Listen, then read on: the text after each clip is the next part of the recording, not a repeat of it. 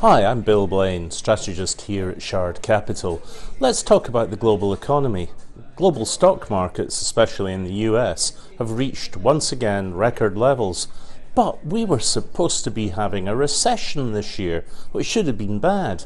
But in fact, the global economy is looking much stronger.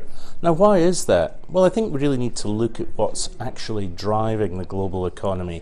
And one of the key things is the global automotive industry. Now, there's really two things happening in global autos. A, all the car makers are still desperately keen to sell consumers cars, but on the other hand, consumers are not buying cars because they know that there's change coming. This is the time they should be thinking about dumping the diesel or the little combustion engine car they take the kids to school with and buying an electric vehicle instead. But they also know that electric vehicles still have limited range and they're very expensive. And more to the point, governments have stopped subsidizing them so much. So demand for cars is changing. At the same time, we're also seeing supply of cars changing. All the big auto companies want to build electric vehicles so they can service the market for electric vehicles. But that means going to China. Why China? Because most of the batteries are made in China. They're not the best batteries in the world, but they are the cheapest for car makers to use to get to the most efficient price they can sell to people. So that's one of the big things that's changed in the global economy. And you might be thinking, hang on, autos can't be that representative. Well, they actually are.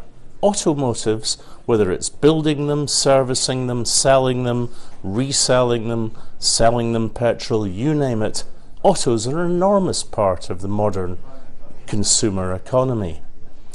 It's also something that we're going to see continue to change because of the current trade wars that are going on. Autos are one of the key issues, but that's between China, who remember is going to supply future batteries, and the Americans, who already have a lead through Tesla in the EV revolution. Caught in the middle are our friends in Germany. Now, let's be honest, the Germans make the best cars in the world. They are superb, but they are combustion engines cars. They will very rapidly change to build electric vehicles, and we've seen that with Porsche, who've now introduced a sports car that's nearly as good as a car that Tesla introduced nearly 10 years ago. Still some catch up to do. But the thing is, the Americans and the Chinese are already on this. The German economy is struggling to catch up, and that's one of the reasons that Germany is having something of a hiccup when it comes to growth. It's also one of the reasons that we suspect that in the future you're going to see the problems of the euro, which are largely caused by different economies at different speeds, resulting in long-term recession, real recession in Europe, which is going to be affecting Germany, whereas the rest of the globe very quickly adjusts. And there is another factor going on just now. It's all about global supply chains. As I said, the Americans and the Germans are building cars, but the Chinese are going to be building the batteries. There is another factor that's very important, and that is global supply chains. At the moment, the US military, which is undergoing a build-up because Trump understands and expects that the next long-term cycle is going to be about a renewed Cold War, this time with China, the US military is discovering that far too many of its spare parts trace their way back to China or even to Russia. That's going to change very quickly. Never underestimate the capacity of the US military-industrial complex.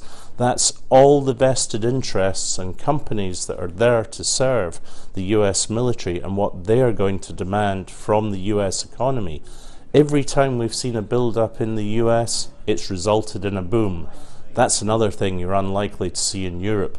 So long-term, what we have are changing global supply chains and changing global demand. All we've done is look at the military-industrial complex and autos, but they are two key drivers.